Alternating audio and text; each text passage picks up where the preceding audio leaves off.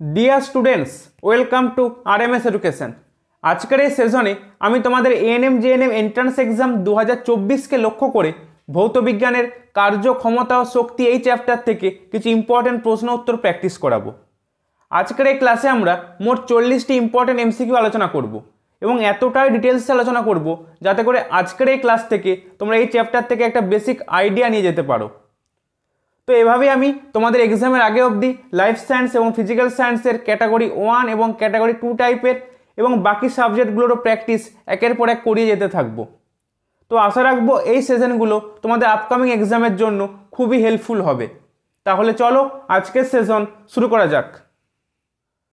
তাহলে আজকের ক্লাসের প্রথম প্রশ্ন কি রয়েছে দেখো। প্রথমেই বলছে যে কোনো বস্তুর ওপর কৃতকার্য নিচের কোনটির ওপর নির্ভরশীল নয়। ঠিক আছে, মানে কৃতকার্য এই চারটে অপশানের মধ্যে কোনটির ওপর নির্ভরশীল নয়? বস্তুর সরণ, বল ও সরণের মধ্যবর্তী কোণ, বস্তুর ওপর ক্রিয়াশীল বল এবং অপশান ডিতে আছে বস্তুর প্রাথমিক বেগ। ঠিক আছে, এই চারটে অপশানের মধ্যে কোনটির ওপর কৃতকার্য নির্ভরশীল নয়, এটা কিন্তু প্রশ্নে জানতে চাওয়া হয়েছে, তাই তো? তাহলে সবার প্রথমে আমরা কৃতকার্য কি জিনিস জেনে নেব। দেখো, তবে একটা মসৃণ মেঝে, ঠিক আছে, এর উপর একটা ধরো বস্তু রাখা রয়েছে, এই একটা বস্তু রয়েছে, তুমি এখান থেকে একটা বল প্রয়োগ করলে, ঠিক আছে। এবার দেখো বস্তুটা এই জায়গা থেকে এই জায়গাতে এসে কিন্তু পৌঁছেছে, তাহলে বস্তুটা সরণ হয়েছে, এই ডিস্টেন্সটা হচ্ছে এস। তুমি যেহেতু এখানে পি বল প্রয়োগ করেছো, তার ফলে বস্তুটা এই জায়গা থেকে এই জায়গাতে এসেছে। তাহলে দেখো বলতে পারি আমরা কি, যে প্রযুক্ত বল এবং বলের অভিমুখে বস্তুর যে সরণ তাদের গুণফলটাই হচ্ছে কৃতকার্য, তাই তো? তুমি এখানে বলটা প্রয়োগ করলে বলেই বস্তুটা এই জায়গা থেকে এই জায়গাতে এসে পৌঁছেছে, তার ফলে কি হলো? সরণ হলো। সরণ হলো বলেই তুমি কিন্তু কার্য করলে, মানে প্রযুক্ত বল প্রয়োগ করলে এবং বলের অভিমুখে বস্তুর সরণ হলো, এটাই হচ্ছে কৃতকার্য। তাই আমরা কৃতকার্য সমান বলতে পারি বল ও সরণের গুণফল, বল গুণিত সরণ। ঠিক আছে, তাই এবার আমরা অপশানগুলো চেক করব। দেখো প্রথম অপশানে রয়েছে বস্তুর সরণ। দেখো আমরা কিন্তু কি পেলাম, যে বল ও সরণের গুণফল, তাহলে সরণের উপর কিন্তু নির্ভরশীল, তাহলে অপশান এ কিন্তু সঠিক, মানে নির্ভরশীল আর কি, অপশান এতে। নাহলে বস্তুর সরণ না হলে কিন্তু কৃতকার্য হবে না। ঠিক আছে, কিন্তু আমাকে খুঁজতে হবে কোনটা নির্ভরশীল নয়। দেখো বল ও সরণের মধ্যবর্তী কোণের উপরও কিন্তু নির্ভর করে, এই ব্যাপারে কিন্তু আমি পরে একটা প্রশ্ন রেখেছি, তখন তোমাদের ক্লিয়ার হয়ে যাবে। ঠিক আছে, দেখো বস্তুর উপর ক্রিয়াশীল বল, বল তো লাগবেই, বল প্রয়োগ না হলে কৃতকার্য হবে কি করে? তাহলে অপশান সিও কিন্তু নির্ভরশীল। এবার অপশান ডিতে আছে বস্তুর প্রাথমিক বেগ। দেখো বস্তুর প্রাথমিক বেগটা ইনিশিয়াল ভেলোসিটির কিন্তু এখানে কোনো রকম কিন্তু কোনো ভ্যালু নেই, তাই তো? তাহলে আমরা কি বলতে পারি, যে অপশান ডি হবে কিন্তু এই প্রশ্নের সঠিক উত্তর। ঠিক আছে, যে কৃতকার্য বস্তুর প্রাথমিক বেগের উপর নির্ভর করে না। এখানে বস্তুর প্রাথমিক বেগ কোনো কিছু দরকার নেই এখানেতে। কৃতকার্যকে ডিফাইন করতে এখানে কি আমার কোনো ইনিশিয়াল ভেলোসিটির প্রয়োজন পড়লো না তো? তোমরা নিজেরাই ভেবে দেখো, এই যে আমি কৃতকার্যের ডেফিনেশনটা দিলাম, এই ডেফিনেশনটা দেওয়ার জন্য আমাকে কি ইনিশিয়াল ভেলোসিটির সাহায্য নিতে তো হয়নি। তাহলে বস্তুর প্রাথমিক বেগের ওপর কৃতকার্য নির্ভরশীল নয়। বোঝা গেল প্রত্যেকের? এবার আমরা জেনে নেব কৃতকার্যের মাত্রা কি। মাত্রা হচ্ছে ml² T⁻²। ঠিক আছে, এটা হচ্ছে কৃতকার্যের মাত্রা। এবার এই কৃতকার্যের মাত্রা কীভাবে বের করতে হয়, মুখস্থ না রেখে কীভাবে বের করতে হয়, সেটা আমি কিন্তু সেই প্রসেসটা আমি তোমাদের ভৌত রাশির পরিমাপ এবং মাত্রা এই যে চ্যাপ্টারটা আমি ক্লাস করিয়েছিলাম সেখানে কিন্তু ভালোভাবে বুঝিয়ে দিয়েছিলাম। যারা জানো না তারা একবার দেখে নিও। ঠিক আছে, এবার এককটা দেখে নাও। ডাইন সেমি বা আর্গ হচ্ছে সিজিএস পদ্ধতিতে কৃতকার্যের একক, আর এসআই পদ্ধতিতে একক হচ্ছে জুল। ঠিক আছে, কি বললাম, আর্গ হচ্ছে সিজিএস পদ্ধতিতে কৃতকার্যের একক আর জুল হচ্ছে এসআই পদ্ধতিতে। এখান থেকে একটা প্রশ্ন আসে যে 1 জুল সমান কত? মনে রাখবে 1 জুল সমান 10⁷ আর্গ। ঠিক আছে, কি বললাম, 1 জুল সমান 10⁷ আর্গ। বোঝা গেল? তাহলে কী কী পেলাম, কৃতকার্যের মাত্রা পেলাম এবং কৃতকার্যের একক পেলাম, এবং আরেকটা জিনিস এখান থেকে পেলাম যে কৃতকার্য নিচের কোনটির উপর নির্ভরশীল নয়, প্রাথমিক বেগের উপর নির্ভরশীল নয়। ঠিক আছে, বোঝা গিয়েছে প্রত্যেকের? চলো নেক্সট প্রশ্নে কি বলছে দেখো, খুবই ইম্পর্ট্যান্ট একটা প্রশ্ন এবং পরীক্ষায় আসার মতো প্রশ্ন। বলছে ডাইনামোতে কোন শক্তিতে রূপান্তরিত হয়, দিয়ে 4টে অপশান দেওয়া রয়েছে। ঠিক আছে, দেখো এই জায়গাটা খুবই ইম্পর্ট্যান্ট একটা জায়গা এবং পরীক্ষায় এখান থেকে প্রশ্ন আসেই। ঠিক আছে, তো এবার আমরা সেই এক্সাম্পলগুলো খুব ভালোভাবে দেখে নেব। দেখো বলছে হাতে হাত ঘষলে হাত দুটি গরম হয়, তো এখানে কোন শক্তিতে রূপান্তরিত হচ্ছে? এখানে যান্ত্রিক শক্তি তাপ শক্তিতে রূপান্তরিত হচ্ছে। ঠিক আছে, নেক্সট দেখো কয়লা পুড়িয়ে স্টিম তৈরি করে তার সাহায্যে ইঞ্জিন চালানো হচ্ছে। ঠিক আছে, তাহলে কি স্টিমটা আমরা ওখান থেকে তাপ শক্তি পাচ্ছি, তাই তাপ শক্তিটা কিসে কনভার্ট করা হচ্ছে? যান্ত্রিক শক্তিতে কনভার্ট হচ্ছে। ঠিক আছে, নেক্সট দেখো ফটোগ্রাফিক প্লেটের ওপর আলো পড়লে রাসায়নিক বিক্রিয়া হয় এবং ছবি ওঠে, তাই তো? তো আমরা এখান থেকে দেখো বুঝতেই পারছি যে আলোর জন্য মানে আলোক শক্তিটা কিসে পরিণত হচ্ছে? রাসায়নিক শক্তিতে পরিণত হচ্ছে। ঠিক আছে, নেক্সট দেখো বৈদ্যুতিক হিটার ইস্ত্রি যেগুলো রয়েছে সেখানে কি হয়? আমরা ইলেকট্রিকটা দিই, তাই তো? ইলেকট্রিকের সুইচ অন করি মানে তড়িৎ শক্তি দিচ্ছি আমি, কিসে কনভার্ট হচ্ছে? তাপটা আসছে না, হিটার থেকে জল গরম হচ্ছে। ঠিক আছে, ইস্ত্রিতে জামা কাপড় আমরা আয়রন করছি, গরম হচ্ছে, তাই তো? তাহলে কি পাচ্ছি? যে তড়িৎ শক্তি থেকে আমরা তাপ শক্তি পাচ্ছি, তাই তো? তাহলে তড়িৎ শক্তিটাকে আমি তাপ শক্তিতে কনভার্ট করে দিলাম। ঠিক আছে, রেডিও বৈদ্যুতিক ঘন্টা এখানে কি হচ্ছে? তড়িৎ শক্তিটা শব্দ শক্তিতে কনভার্ট হচ্ছে। ঠিক আছে, নেক্সট দেখো প্রচণ্ড বিস্ফোরণে কাঁচের জানলা যে কাঁচটা সেটা ফেটে গেল, এখানে কি হচ্ছে? প্রচণ্ড বিস্ফোরণ মানে আওয়াজ, সে আওয়াজ মানে কি? শব্দ শক্তি, সেই শব্দ শক্তিটা কাঁচগুলোকে ফাটিয়ে দিচ্ছে, মানে একটা যান্ত্রিক শক্তিতে কনভার্ট করে দিচ্ছে। ঠিক আছে, নেক্সট দেখো পোড়াচুনে জল দিলে তাপ উৎপন্ন হয়। ঠিক আছে, মানে কি? রাসায়নিক শক্তি কিসে তাপ উৎপন্ন হচ্ছে, মানে তাপ শক্তিতে কনভার্ট হচ্ছে, রাসায়নিক শক্তি তাপ শক্তিতে কনভার্ট হয়ে গেল।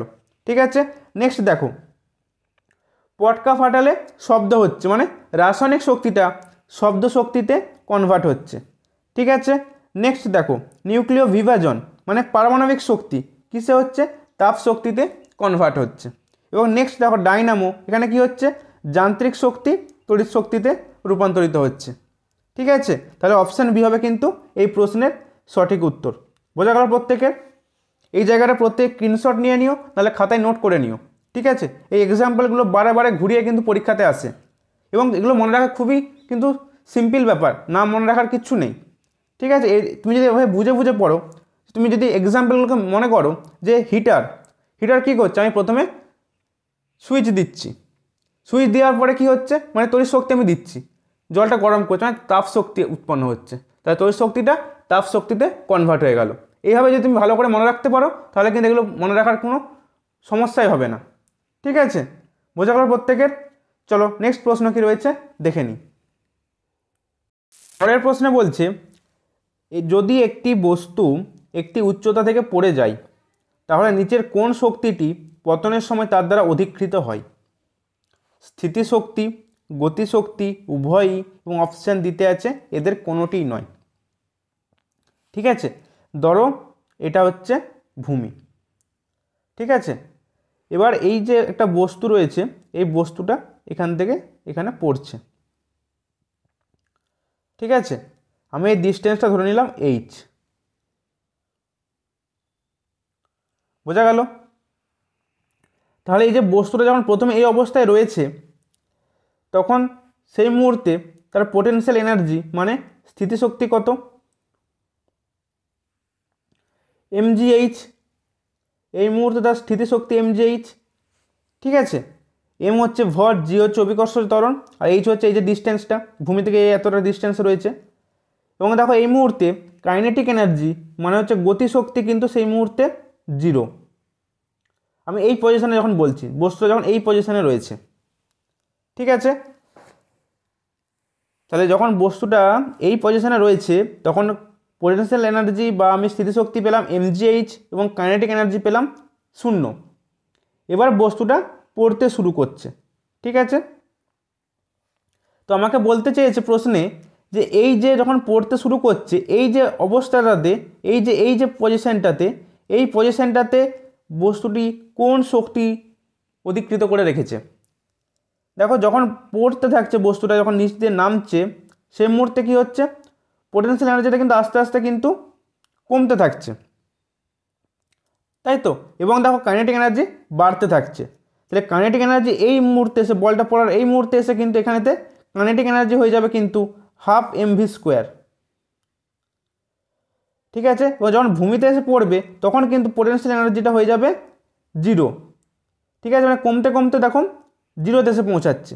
কিন্তু আমাকে প্রশ্নে বলেছে এই পজিশনটাতে কি কি শক্তি থাকছে। এই পজিশনে পোটেনশিয়াল এনার্জি কমতে থাকছে, কিন্তু সে তো আছে, তাতে একটা কিছু একটা মিনিমাম ভ্যালু রয়েছে। তাহলে দেখো এখানে আমি কাইনেটিক এনার্জিও পাচ্ছি এবং পোটেনশিয়াল এনার্জিও পাচ্ছি, মানে স্থিতিশক্তিও পাচ্ছি, গতিশক্তিও পাচ্ছি। ঠিক আছে, তাহলে আমরা অপশান সি হবে কিন্তু এই প্রশ্নের সঠিক উত্তর। বোঝা গেল প্রত্যেকের? যখন বস্তুটা এই পজিশনে ছিল তখন পোটেনশিয়াল এনার্জি ছিল mgh এবং কাইনেটিক এনার্জি ছিল না। যখন পড়তে শুরু করছে বস্তুটা, যখন পতিত হচ্ছে, তখন কাইনেটিক এনার্জি কিন্তু আস্তে আস্তে বৃদ্ধি পেতে থাকছে এবং পোটেনশিয়াল এনার্জি কিন্তু আস্তে আস্তে কমতে থাকছে। কিন্তু এই পজিশনটাতে দুটোই তো রয়েছে, কাইনেটিক এনার্জিও রয়েছে এবং পোটেনশিয়াল এনার্জিও রয়েছে। ঠিক আছে, তো আমাকে প্রশ্ন সেটাই জানতে চাওয়া হয়েছে, পতনের সময় তার দ্বারা কোন কোন শক্তি অধিকৃত হয়। তাহলে স্থিতিশক্তি অধিকৃত হচ্ছে, গতিশক্তি অধিকৃত হচ্ছে। বোঝা গেল? তাহলে অপশান সি হলো কিন্তু এই প্রশ্নের সঠিক উত্তর। বুঝতে পারলে প্রত্যেকে? এই ধরনের প্রশ্ন কিন্তু আমার পরীক্ষায় আসে। ঠিক আছে, চলো নেক্সট প্রশ্ন কি রয়েছে দেখে নিই। পরের প্রশ্নে কি বলছে দেখো, এটা ম্যাথ রেখেছি, খুবই সিম্পল একটা ম্যাথ। বলছে একটি বলকে 20 মিটার উচ্চতা থেকে ফেলে দেওয়া হলো। যদি এর ত্বরণ 10 মিটার/সেকেন্ড² হয় তবে ভূমিতে পড়ার সময় এর বেগ কত হবে? ঠিক আছে, এই যে আমি দেখো, এই যে বলটা এই যে আমার ভূমি রয়েছে, এই বলটাকে ফেলে দিলাম। এই ডিস্টেন্সটা বলে দিয়েছে 20। ঠিক আছে, এই ডিস্টেন্সটা 20 মিটার এবং ত্বরণ বলছে 10 মিটার/সেকেন্ড²। তাহলে ভূমিতে পড়ার সময় এই যে পজিশনটাতে বস্তুটার বলছে বেগ কত হবে, ভিটা আমাকে বের করতে হবে। ঠিক আছে, তো দেখো আমরা কি তাহলে বলতে পারি, আমরা একটা সূত্র জানি কি, v² = u² + 2as। ঠিক আছে, এবার আমরা এই সূত্রটাকে আমি এখানে অ্যাপ্লাই করব।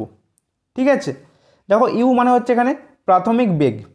ঠিক আছে, ভি মানে হচ্ছে অন্তিম বেগ, এ মানে হচ্ছে ত্বরণ এবং এস মানে হচ্ছে সরণ বা ডিসপ্লেসমেন্ট।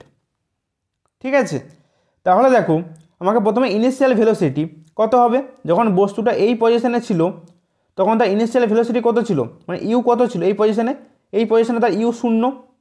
তো এখানে বস্তুটা স্থির অবস্থায় আছে, এখানে কোনো রকম গতিশক্তি নেই, তাই তো। তাহলে এখানে ইউ হচ্ছে আমার 0, মানে আমাদের প্রারম্ভিক বেগ হচ্ছে 0, তাই তো। এবার এসটা কত পেলাম, এসটা বললাম 20 মিটার, এটা সরণ হয়েছে।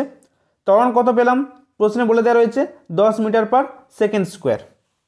ঠিক আছে, তাহলে আমাকে এখান থেকে ভি এর মানটা বের করতে হবে। তা দেখো v² = কী পাচ্ছি, ইউ মানে 0, মানে 0² মানে 0 + 2 গুণিত এর মান 10 আর এস এর মান 20। ঠিক আছে, তাহলে কত পাচ্ছে এখান থেকে দেখে নাও, 20 আর এখানে 20 মানে 400 এখানে মিটার, এই মিটারে মিটার²/সেকেন্ড²। ঠিক আছে, তাহলে v² = কী পাচ্ছি, 400 মিটার²/সেকেন্ড²। তাহলে ভি সমান কত পাবো, রুট করে দাও, √400, তাই তো, মানে 20 মিটার/সেকেন্ড। ঠিক আছে, তাহলে বস্তুটা ভূমিতে পড়ার সময় তার বেগ কত ছিল, 20 মিটার/সেকেন্ড। বোঝা গেল প্রত্যেকের অঙ্কটা?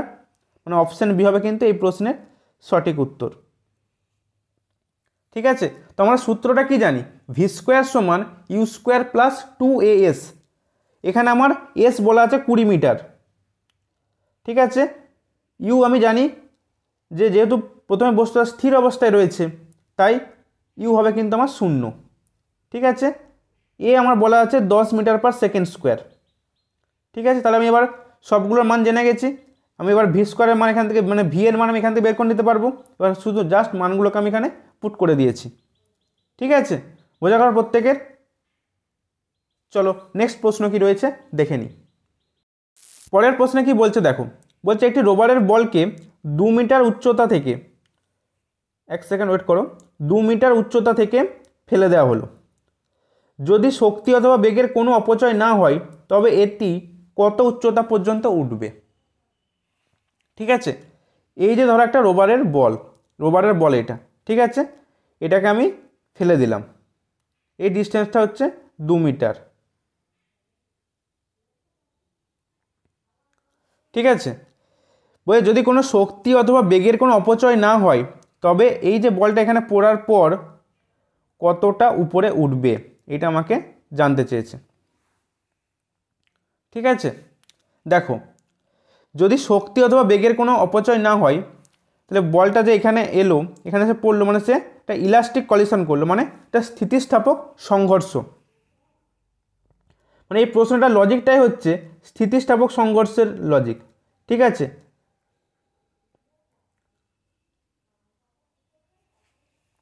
তাহলে বস্তুটা এখানে পড়লো, কোনো রকম বেগ বা কোনো শক্তি যদি অপচয় না ঘটে মানে স্থিতিস্থাপক সংঘর্ষ হচ্ছে, তো যখন সম্পূর্ণ ইলাস্টিক কলিশনটা হবে তখন বস্তুটা যে উচ্চতা থেকে পড়বে ঠিক সেই উচ্চতাতেই কিন্তু আবার ফিরে যাবে। ঠিক আছে, মানে আবার কিন্তু এই যে 2 মিটার উচ্চতায় কিন্তু বলটা আবার পৌঁছাবে এখানে পড়ার পর। ঠিক আছে, তাহলে অপশান সি হবে কিন্তু সঠিক উত্তর। যদি ধরো এখানে একটা শক্ত সলিড মেঝে, ধরো এখানে একটা সয়েল ভেজা মাটি আছে, ঠিক আছে, ভেজা মাটি সয়েল আছে, বলটা পড়লো এখান থেকে, বলটা ঘুরে তারপর গেল এতটা, এখন এই বলটা এখানে মানে সেকেন্ড বার যে বলটা উঠছে তখন কিন্তু বলটা আর পূর্বের উচ্চতায় পৌঁছাচ্ছে না, তখন কিন্তু এটা বলবো আমি এটা কিন্তু স্থিতিস্থাপক সংঘর্ষ হলো না, এটা হলো কি ইনইলাস্টিক কলিশন, মানে এটা হচ্ছে অস্থিতিস্থাপক সংঘর্ষ, এটা হচ্ছে আমার স্থিতিস্থাপক সংঘর্ষ। ঠিক আছে, বোঝা গেল প্রত্যেকের? চলো নেক্সট প্রশ্ন কি রয়েছে দেখে নিই। কি বলছে দেখো, বলছে যদি কোনো বস্তুর ভর ও বেগ উভয়কেই বাড়িয়ে দ্বিগুণ করে দেওয়া হয় তবে বস্তুটির গতিশক্তি কিরূপ পরিবর্তন হবে? অপশান এতে আছে দ্বিগুণ, 4 গুণ, অপশান সিতে আছে 8 গুণ এবং অপশান ডিতে আছে 16 গুণ। ঠিক আছে, তো দেখো আমরা কি জানি গতিশক্তি সমান, গতিশক্তি বা কাইনেটিক এনার্জি সমান আমরা কি জানি, যে কাইনেটিক এনার্জি সমান হচ্ছে 12 mv², তাই তো, এটা আমরা জানি প্রত্যেকেই। তো এবার প্রশ্নে বলেছে যে এবার ভর এবং বেগ দুটোকেই দ্বিগুণ করে দেওয়া হচ্ছে, তাহলে এখন কি পাবো, এখন দেখো আমরা পাবো 12 mটা হয়ে যাবে 2m, দ্বিগুণ করে দিয়েছি 2m, ঠিক আছে, এবং ভিটা হয়ে যাবে দেখো 2v, তাই তো 2v²। ঠিক আছে, এবার এখান থেকে কী পাচ্ছি 12 গুণিত 2m গুণিত 4v²। ঠিক আছে, এই দুই কেটে দিলাম, কি পেলাম 4mv²।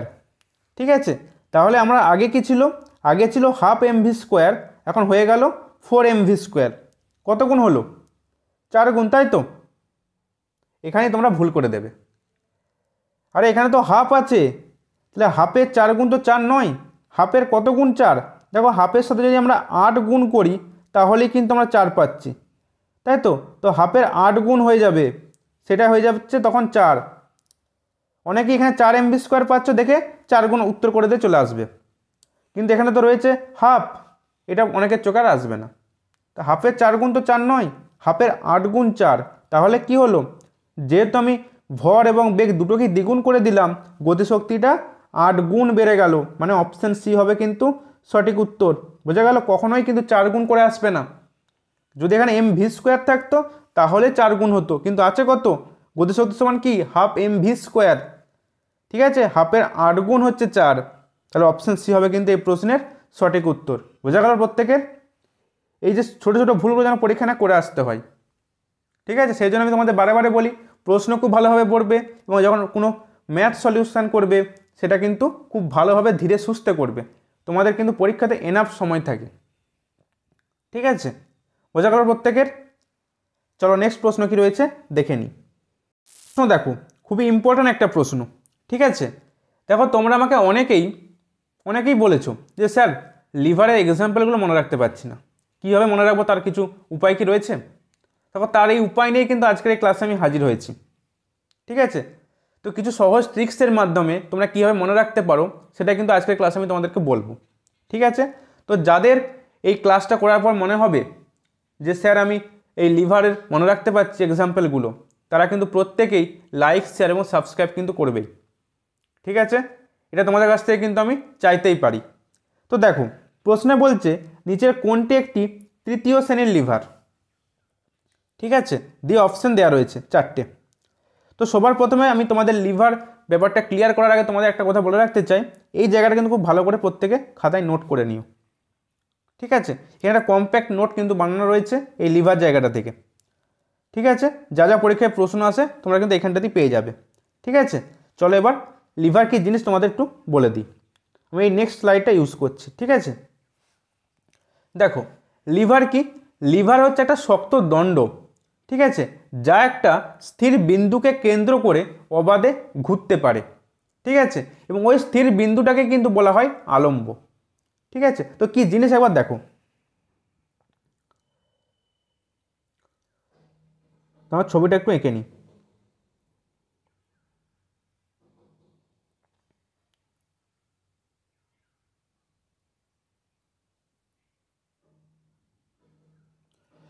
প্রথমেই বলে রাখি, ছবিটা দেখে কিন্তু কেউ হাসবে না। ঠিক আছে, দেখো এটা একটা নলকূপ। ঠিক আছে, দেখো নলকূপ তোমার প্রত্যেকে দেখে যেখানে একটা আংটার মতো থাকে, এবং এই জায়গাটাকে কিন্তু বেস করেই কিন্তু এই নলকূপটা কিন্তু ওঠানামা করছে। ঠিক আছে, তো এই জায়গাটা হচ্ছে আমার আলম্ব। কি বললাম, এটা হচ্ছে আলম্ব। তুমি এখানে হাতে করে চাপ দিচ্ছ মানে বল প্রয়োগ করছো, তো এইটা হচ্ছে আমার প্রযুক্ত বল। ঠিক আছে, আর এখানে দেখো এটা হচ্ছে আমার এখানে ভারটা, এখান থেকে জলটা উঠছে মানে এখানে হচ্ছে আমার ভার। ঠিক আছে, তাহলে এই যে দেখো কি পেলাম, কি বললাম যে একটা স্থির বিন্দুকে কেন্দ্র করে অবাধে ঘুরতে পারে, মানে এই যে বিন্দুটা এটাকে কেন্দ্র করে কিন্তু অবাধে কিন্তু ঘুরতে পারছে। ঠিক আছে, এই জায়গাটাই হচ্ছে আলম্ব। তাহলে এই যে আমরা প্রথম শ্রেণীর লিভার, দ্বিতীয় শ্রেণীর লিভার, তৃতীয় শ্রেণীর লিভার পাচ্ছি, এগুলোকে কিসের ভিত্তি করে পাওয়া যাচ্ছে, মানে কিসের উপর ভিত্তি করে আমি তাদেরকে প্রথম শ্রেণী বলছি, দ্বিতীয় শ্রেণী বলছি, তৃতীয় শ্রেণী বলছি। তো এটা মনে রাখবে, অভাব। ঠিক আছে, অভাব এই ওয়ার্ডটা মনে রাখবে। এখানে অ মানে হচ্ছে আলম্ব, ভয়াকা মানে হচ্ছে ভার, এবং ব মানে হচ্ছে প্রযুক্ত বল।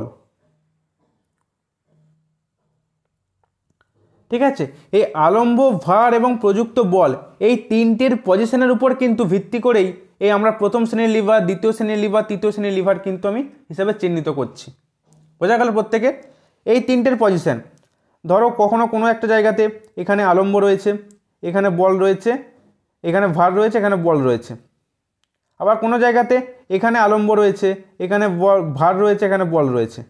তো এইরকম এই যে তিনটের পজিশন, এই পজিশনের উপর কিন্তু ভিত্তি করেই আমরা কিন্তু প্রথম শ্রেণীর লিভার, দ্বিতীয় শ্রেণীর লিভার, তৃতীয় শ্রেণীর লিভার বলছি। ঠিক আছে, বোঝা গেল প্রত্যেকের? কি বলতে চাইলাম, আরেকটা জিনিস তোমাদের আমি এই ট্রিক্সটা আরেকটা জায়গায় কাজে লাগবে, একটু পরে বলছি। ঠিক আছে, তো এবার আমি চলে আসি প্রথম শ্রেণীর লিভার। দেখো আমি তোমাদের আরেকবার আমি এই স্লাইডটা ইউজ করি। ঠিক আছে, নলকূপটা আমি আরেকবার এঁকে নিচ্ছি।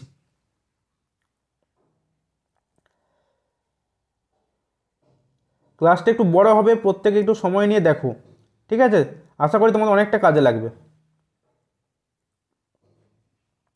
তাহলে আমি এখানে পেলাম আলম্ব, তাই তো, এখানে পেলাম ভার, আর এখানে আমি পেয়েছি প্রযুক্ত বল। একটু আগেই বললাম এটা। তো এটাকে যদি আমি একটা সরল রেখায় প্রকাশ করি, তো দেখো এরকম ছবিটা হয় কি না,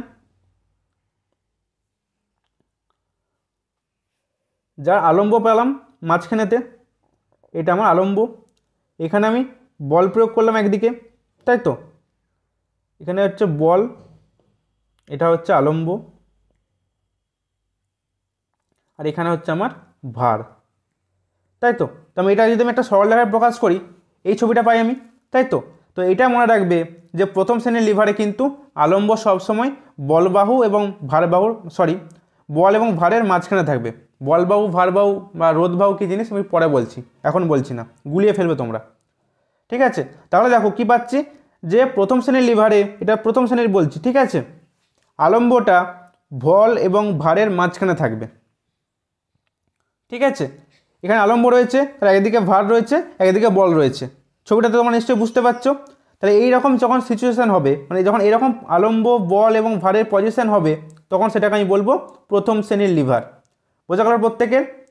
এবার আমি কিভাবে এক্সাম্পলগুলো মনে রাখবো, দেখো এখানে আমি তোমাকে প্রথম শ্রেণীর লিভারের এক্সাম্পলগুলো সবগুলো রেখেছি, দেখতে থাকো। প্রথমে এটা তো বললাম তোমাদের, এবার ধরো এটা সাঁড়াশি।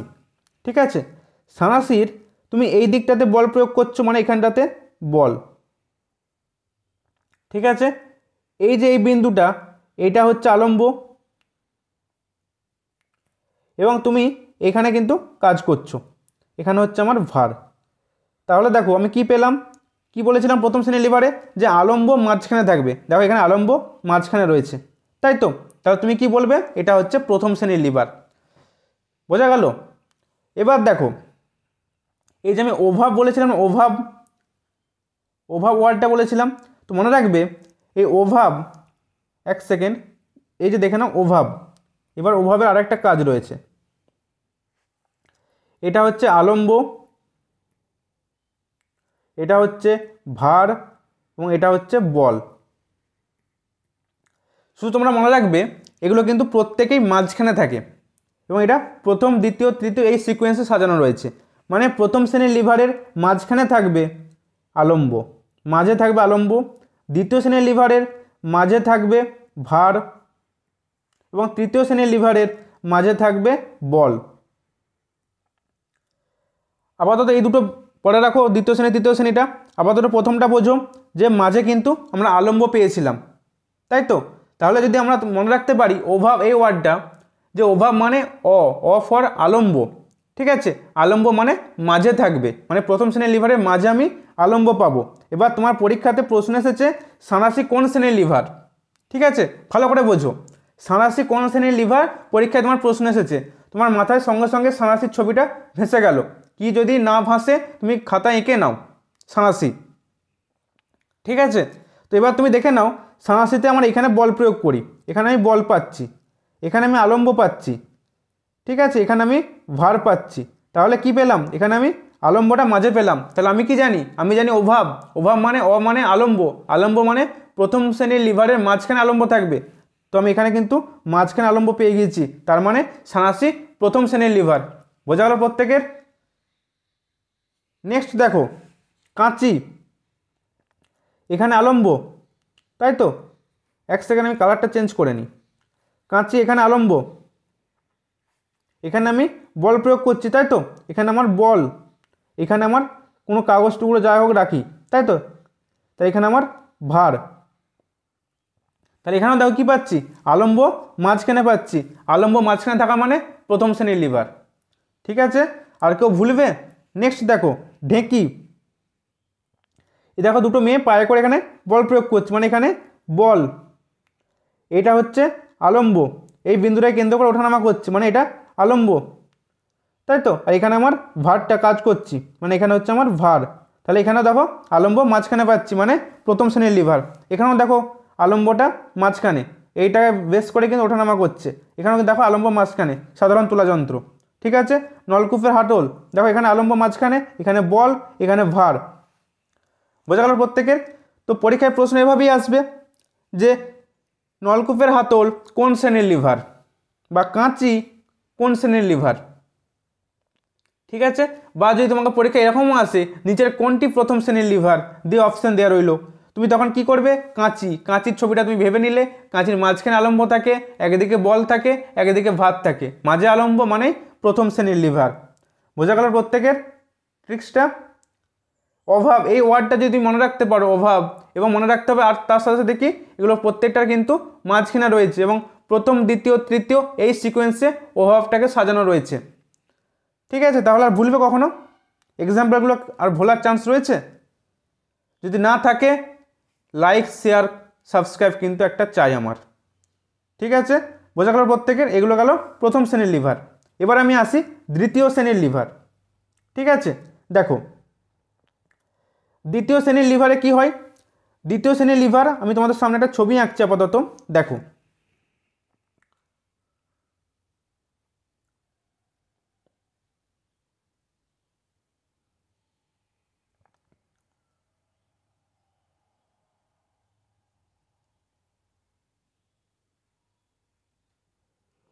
ঠিক আছে, ধরো এটা একটা জাতি।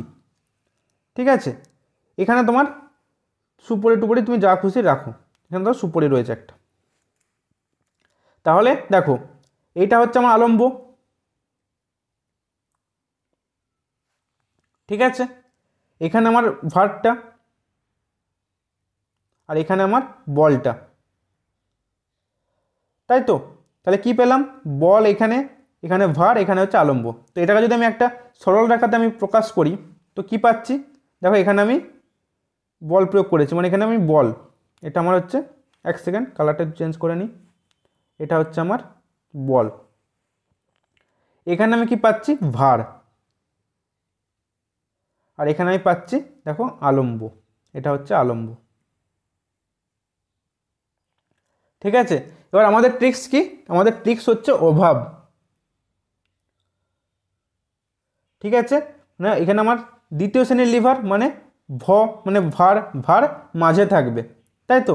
দেখো ভার মাঝে আছে, আচ্ছা তো ভার মাঝে, তাহলে যখন ভার মাঝে থাকবে এবং ভারের একদিকে বল থাকবে, একদিকে আলম্ব থাকবে, তখন সেটা হয়ে যাবে দ্বিতীয় শ্রেণীর লিভার।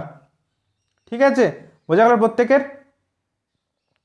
দেখো জাতির তো এই জায়গাটাকে কেন্দ্র করেই, মানে এই যে আলম্ব এটাকে কেন্দ্র করেই তো ওঠানামা করছে, আর এখানে তুমি মাঝখানে সুপরিটা দিচ্ছ, মানে এখানে ভারটা দিচ্ছ, আর তুমি বলটা প্রয়োগ করছো এখানে। তাহলে দেখো এটাকে যখন আমি সরল রেখায় প্রকাশ করছি, একদিকে বল পাচ্ছি আর একদিকে আলম্ব পাচ্ছি, মাঝখানে পাচ্ছি ভার, তাই তো। আর আমরা কি জানি, অভাব জানি আমরা, মানে দ্বিতীয় শ্রেণীর লিভারে মাঝে ভার থাকবে, দেখো মাঝে ভার রয়েছে, তাহলে এটা দ্বিতীয় শ্রেণীর লিভার। ঠিক আছে, এবার এক্সাম্পলগুলো দেখে নাও। এই দেখো জাতি, কি বললাম, জাতির এখানেতে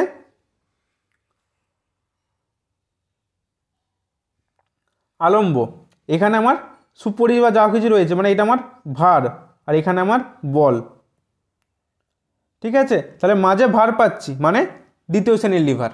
বোঝা গেল প্রত্যেকের। পরীক্ষার প্রশ্ন এসেছে জাতি কোন শ্রেণীর লিভার, আমি জাতির ছবিটা সঙ্গে সঙ্গে ভেবে নিলাম। তো জাতির তো প্রথমের দিকটাতে, মাথার দিকটাতে আলম্ব থাকে, মাঝখানে আমি সুপারি কি যা হোক কিছু দিই কাটার জন্য, তো সেখানে ভার, এবং হাতে করে আমি বল প্রয়োগ করি, মানে তার একদিকে বল, তাহলে মাঝখানে আমি কী পাচ্ছি, ভার পাচ্ছি। মাঝে ভার মানে আমি কি জানি অভাব, অভাব মানে ভা মানে ভর, ভার।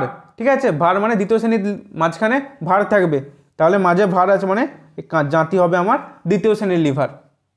মনে থাকবে লজিকটা কীভাবে বললাম আমি, এরকমভাবে কিন্তু আমি ভাববো পরীক্ষাতে। ঠিক আছে, এবার এই যে বোতল ওপেনার, ঠিক আছে, যে আমরা থামস আপের বোতলগুলো খুলি, ঠিক আছে, তারাও দেখো এখানে ভার থাকছে, এখানে আলম্ব থাকছে, এখানে বল প্রয়োগ করছি। ঠিক আছে, মানে মাঝে আমি পেয়ে যাচ্ছি ভার, একদিকে পাচ্ছি আলম্ব, একদিকে পাচ্ছি বল। ঠিক আছে, তাহলে এগুলো হচ্ছে দ্বিতীয় শ্রেণীর লিভারের এক্সাম্পল। বোঝা গেল। এবার আসছি তৃতীয় শ্রেণীর লিভার। ঠিক আছে, দেখো ধরো এটা একটা মাছ ধরা ছিপ। এক সেকেন্ড, তার থেকে ভালো হবে আমি এই ছবিটা যদি ভালো করে নিই। দেখো এটা হচ্ছে মাছ ধরার ছিপ। ঠিক আছে, মাছ ধরার ছিপে কি হচ্ছে, দেখো তুমি এই যে এই বাহুটাতে তুমি আলম্ব, এবং এই বাহুটা হচ্ছে তোমার, সরি এইটা হচ্ছে আলম্ব, এবং এই বাহুটা হচ্ছে তোমার বল, তুমি এই বাহুটাতে কিন্তু বল প্রয়োগ করছো, এবং তোমার এখানে হচ্ছে কিন্তু তোমার ভারটা। ঠিক আছে, এই যে ভারটা এই যে ঝুলছে, তাহলে এখানে পাচ্ছি আমি ভার, এখানে পাচ্ছি আমি বল, এখানে পাচ্ছি আমি আলম্ব। তাহলে এটা যদি আমি সরল রেখায় প্রকাশ করি, তাহলে কীরকম পাচ্ছি, দেখো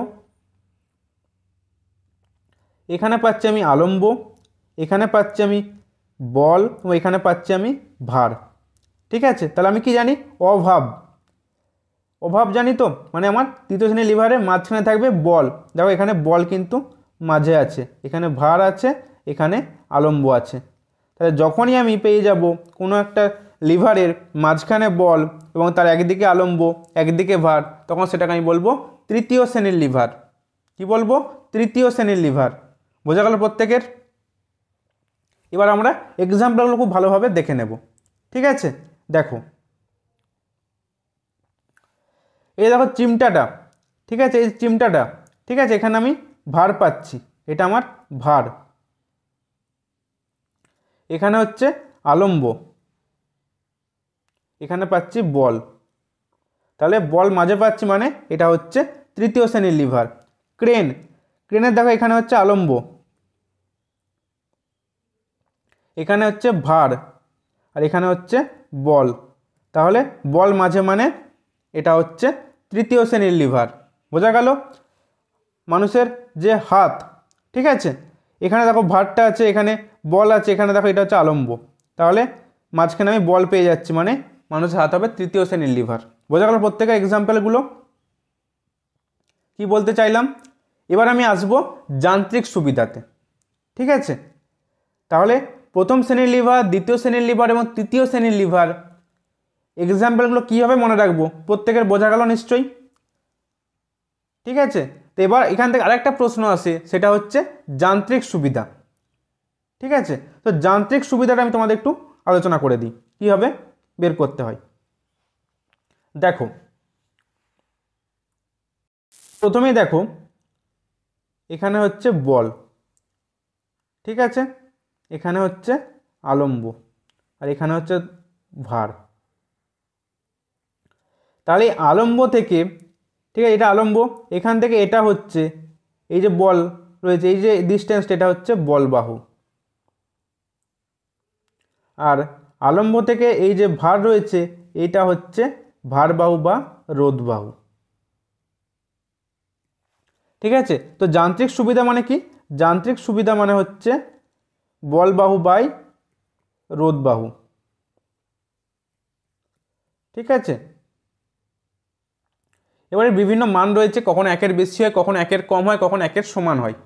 ঠিক আছে, এবার আমি চলে আসি প্রথম শ্রেণীর লিভারে কি হয়। দেখো প্রথম শ্রেণীর লিভারের জন্য, প্রথম শ্রেণীর লিভারের যান্ত্রিক সুবিধা একের বেশিও হয়, আবার একের কমও হয়, আবার একের সমানও হয়। কখন কীরকম হয় সেটা আমাকে খুঁজে বের করতে হবে। ঠিক আছে, তো আমি এক্সাম্পলগুলো তোমাদের দেখালেই ভালোভাবে বুঝতে পারবে। ঠিক আছে, তো এক্সাম্পলগুলো এবার চোখ বুলিয়ে নাও। দেখো দেখো এই হচ্ছে প্রথম শ্রেণীর লিভার। ঠিক আছে, তো দেখো প্রথমে আমি কাঁচি বলছি, কাঁচির এখানে হচ্ছে আলম্ব, এখানে হচ্ছে ভার, মানে হচ্ছে এখানে ভার, মানে এখান থেকে এই ডিস্টেন্সটা হবে রোধ বাহু। ঠিক আছে, কি বললাম? রোধ বাহু, এই ডিস্টেন্সটা রোধ বাহু,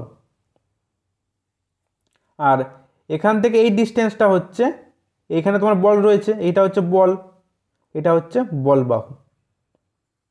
তাহলে দেখো আলম্ব থেকে বল বাহুর যা ডিস্টেন্স পাচ্ছি, রোধ বাহুর তাই ডিস্টেন্স পাচ্ছি, মানে যখন আমি বল বাহু বাই রোধ বাহু করব তখন দেখো আমি 1 পেয়ে যাব, তাই তো, কারণ দুটো ডিস্টেন্সে কিন্তু সেম পাচ্ছি। তাহলে এখানে কিন্তু এক্ষেত্রে কিন্তু এই কাঁচির ক্ষেত্রে কিন্তু যান্ত্রিক সুবিধা কিন্তু 1-এর সমান।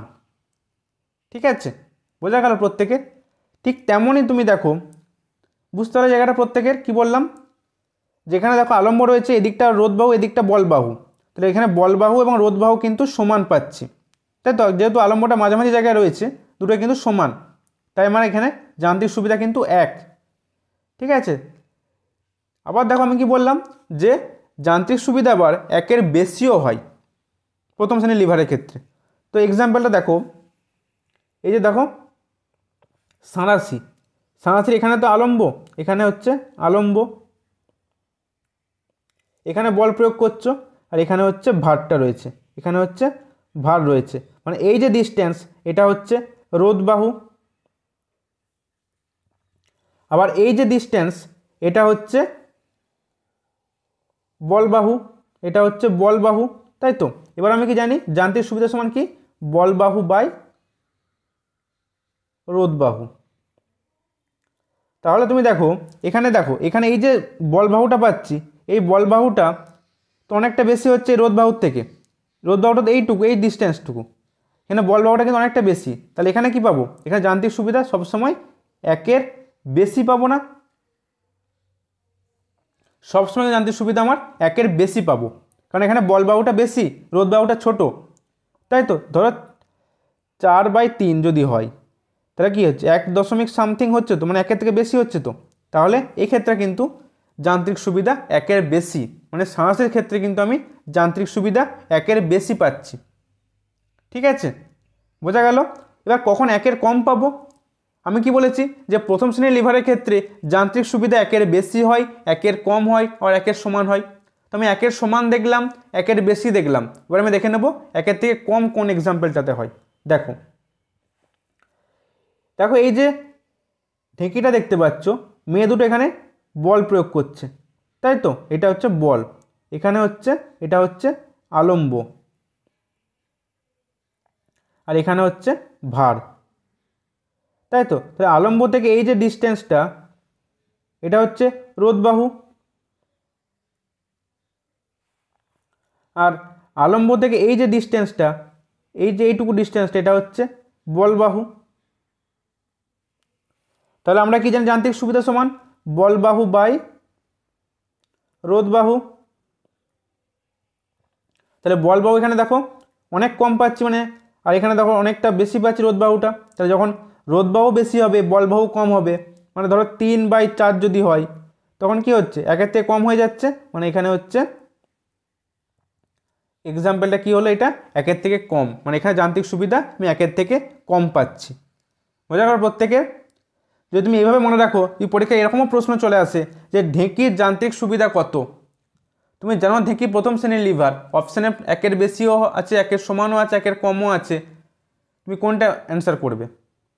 তখন তোমাকে কিন্তু এইভাবে কাজে লাগাতে হবে। আমি জানি কি যান্ত্রিক সুবিধা সমান বল বাহু বাই রোধ বাহু। তো ঢাকির ক্ষেত্রে বল বাহুটা ছোট পাচ্ছি, রোধ বাহুটা বেশি পাচ্ছি।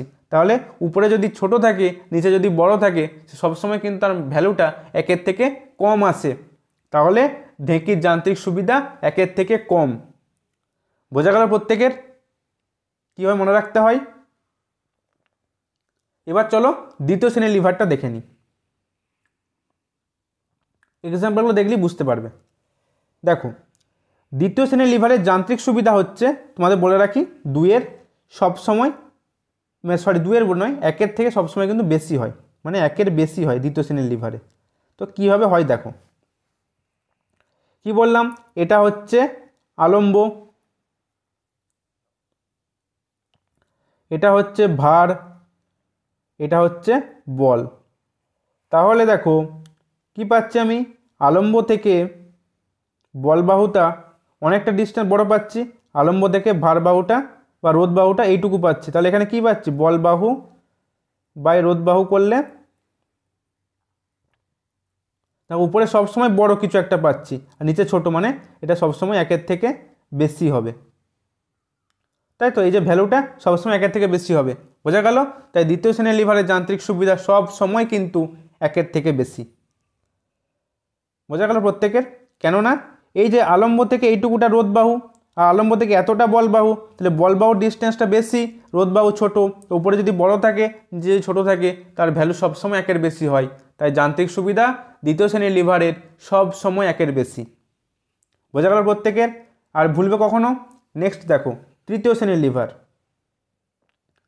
তৃতীয় শ্রেণীর লিভারে কি বলেছি, যান্ত্রিক সুবিধা সব সময়, এক সেকেন্ড, যান্ত্রিক সুবিধা সব সময় একের থেকে কম হবে।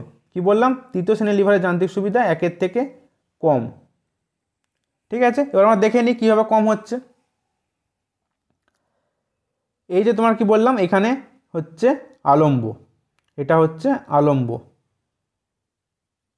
এটা হচ্ছে বল, ঠিক আছে, আর এটা হচ্ছে ভার। তাহলে দেখো এখানে কি পাচ্ছি, এখানে বল বাহু পাচ্ছি আলম্ব থেকে এইটুকু, বল বাহুটা এতটা, আলম্ব থেকে ভার বাহুটা কতটা পাচ্ছি, এতটা।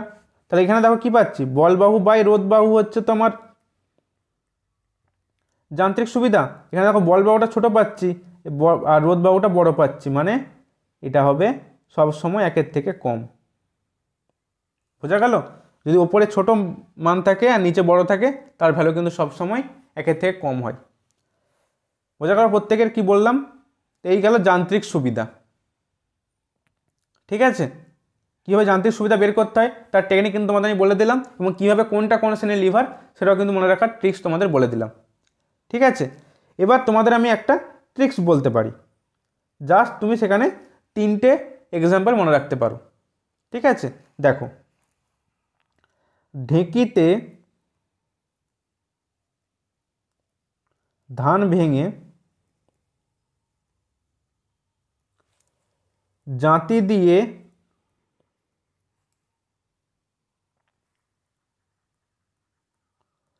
সুপারি কেটে মাছ ধরতে গেলাম।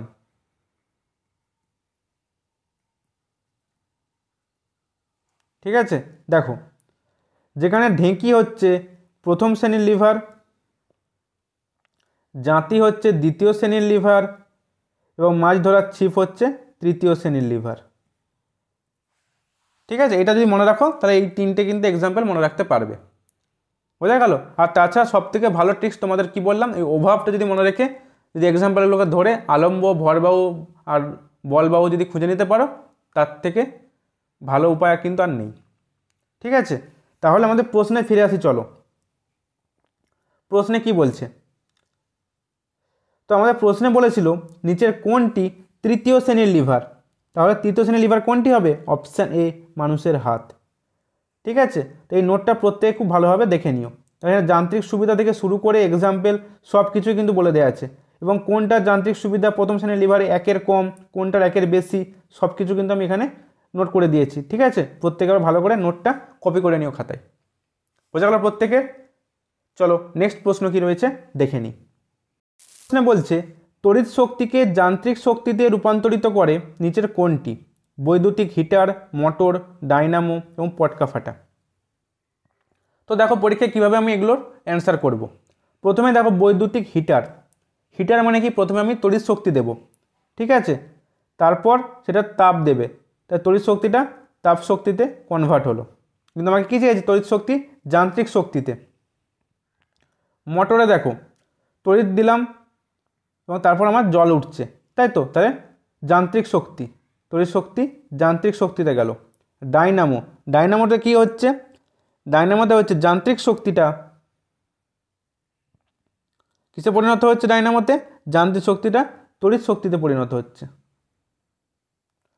পটকা ফাটা, পটকা ফাটাতে কী হচ্ছে? পটকা ফাটাতে দেখো পটকাটা মানে রাসায়নিক শক্তিটা শব্দ শক্তিতে কনভার্ট হচ্ছে। ঠিক আছে, বোঝা গেল প্রত্যেকের? তাহলে আমার প্রশ্নে কি চেয়েছে? প্রশ্নে চেয়েছে আমার যে নিচের কোনটি তড়িৎ শক্তিকে যান্ত্রিক শক্তিতে রূপান্তরিত করে, মানে অপশন বি হবে সঠিক উত্তর, মোটর। ঠিক আছে, বৈদ্যুতিক হিটারে তড়িৎ শক্তি আর তাপ শক্তিতে, ডাইনামোতে যান্ত্রিক শক্তি তড়িৎ শক্তিতে, এবং পটকা ফাটায় কিন্তু রাসায়নিক শক্তি শব্দ শক্তিতে রূপান্তরিত হচ্ছে। ঠিক আছে, চলো নেক্সট প্রশ্নে। বলছে একটি ঘড়ির স্প্রিংকে গোটালে কী ধরনের শক্তি সঞ্চিত হয়? ঠিক আছে, যদি স্প্রিংটাকে আমি সংকুচিত করি তো মনে রাখবে তাতে স্থিতিশক্তি সঞ্চিত হবে। ঠিক আছে, অপশান বি হবে সঠিক উত্তর। বোঝা গেল প্রত্যেকের? চলো নেক্সট প্রশ্ন কি রয়েছে দেখে নিই। বলছে নিচের শক্তি উৎসগুলির মধ্যে কোনটিতে দূষণের মাত্রা সবথেকে কম? বায়োগ্যাস, জীবাশ্ম জ্বালানি, পারমাণবিক শক্তি, এবং অপশান দিতে আছে বায়ু শক্তি। মনে রাখবে বায়ু শক্তি হচ্ছে সবথেকে দূষণমুক্ত শক্তি এবং এর উৎপাদনও কিন্তু খুব লাভজনক। ঠিক আছে, উইন্ড মিলে বায়ু শক্তিকে কিন্তু যান্ত্রিক শক্তিতে রূপান্তরিত করা হয়। কি বললাম? মনে রাখবে উইন্ড মিল। ঠিক আছে, উইন্ড মিলেতে বায়ু শক্তিকে, ঠিক আছে, বায়ু শক্তিকে যান্ত্রিক শক্তিতে কনভার্ট করা হচ্ছে। ঠিক আছে, আর এই যে বায়ু শক্তি এটা কিন্তু সবথেকে দূষণমুক্ত। ঠিক আছে, চলো নেক্সট প্রশ্নে। বলছে বৃত্তাকার পথে ঘূর্ণায়মান কোনো বস্তু দ্বারা কৃতকার্যের পরিমাণ কি? অপশান এতে আছে সংজ্ঞায়িত করা যায় না, অপশান বিতে আছে ঋণাত্মক, অপশান সিতে আছে ধনাত্মক, এবং অপশান ডিতে আছে 0। ঠিক আছে, তাহলে দেখো প্রশ্নটা কি বলছে, দেখো এই যে ধরো বৃত্তপথে বৃত্তপথে এটা একটা, তাই তো, এবার ধরো এখানে একজন ব্যক্তি, এই ব্যক্তি এই জায়গা থেকে ঘুরে এসে এই জায়গাতে এসে পৌঁছালো। ঠিক আছে, তাহলে বলছে তার দ্বারা কি কোনো কাজ করা হলো? সে কতটা কাজ করলো? ঋণাত্মক কাজ না ধনাত্মক কাজ না শূন্য? না, বলা যাবে না। দেখো, তুমি এই জায়গাতেই ছিলে, আবার ঘুরে ফিরে এই জায়গাতেই ফিরে এলে। আমরা কি জানি কৃতকার্য সমান ফোর্স ইন্টু ডিসপ্লেসমেন্ট বা সরণ। তাহলে তুমি এই জায়গাতে ফিরে এসে এই জায়গাতে এসে পৌঁছালে, মানে তোমার সরণ কি? সরণ তো তোমার শূন্য। সরণ কখন হয়? তোমার ইনিশিয়াল যে পজিশন, সেই ইনিশিয়াল পজিশন থেকে যে তোমার অন্তিম যে পজিশন হবে সেটা কিন্তু তার ডিস্টেন্স থাকবে। এখানে তোমার ইনিশিয়াল পজিশন এবং তোমার ফাইনাল পজিশন দুটোই কিন্তু সেম, মানে কি তোমার সরণ হচ্ছে শূন্য। তাহলে আমার ওয়ার্ক সমান কি জানি? F into S. মানে এখন কী পাচ্ছি? এখানে এফ এর সাথে যে শূন্য গুণ করি কত পাবো? শূন্য পাবো না? তাহলে আমার এখানে কৃতকার্য শূন্য হবে। বোঝা গেল প্রত্যেকের? কীরকম একটা বুদ্ধির প্রশ্ন না? যে তুমি এই জায়গাতে আছো, তুমি বৃত্তপথে ঘুরে এসে এই জায়গাতে এসেই পৌঁছালে, তাহলে কৃতকার্যের পরিমাণটা কি হবে? কৃতকার্যের পরিমাণটা কিন্তু শূন্য। বা তুমি বৃত্তপথে না গিয়েও তুমি ধরো এখানে রয়েছে, এখান থেকে এখানে গেলে আবার এখানে ফিরে এলে, তোমার কিন্তু আলটিমেট কিন্তু বিজ্ঞানের ভাষায় কিন্তু কাজ কিন্তু শূন্য। কারণ তুমি এখানে ছিলে, এখানে এসে পৌঁছেতো, তোমার কিন্তু এখন আলটিমেট সরণ কিন্তু শূন্য, তাই তো? তাই সরণ যখন শূন্য, তাই তোমার কৃতকার্যও কিন্তু শূন্য। বোঝা গেল প্রত্যেকের কি বলতে চাইলাম? চলো নেক্সট প্রশ্ন কি রয়েছে দেখে নিই। কি বলছে দেখো, বলছে কয়লা থেকে বাণিজ্যিকভাবে প্রাপ্ত শক্তি হলো আলোক শক্তি, গতিশক্তি, তাপ শক্তি এবং অপশান দিতে আছে স্থিতিশক্তি।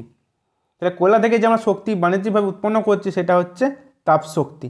ঠিক আছে, অপশান সি হবে কিন্তু এই প্রশ্নের সঠিক উত্তর। চলো নেক্সট প্রশ্নে। বলছে এরোপ্লেন থেকে কোনো বস্তু পড়ে গেলে বস্তুটির গতিশক্তি বৃদ্ধি পায়, ভর বৃদ্ধি পায়, ত্বরণ বৃদ্ধি পায়, স্থিতিশক্তি বৃদ্ধি পায়। ধরো এখানে একটা বস্তু রয়েছে আর এটা হচ্ছে ভূমি।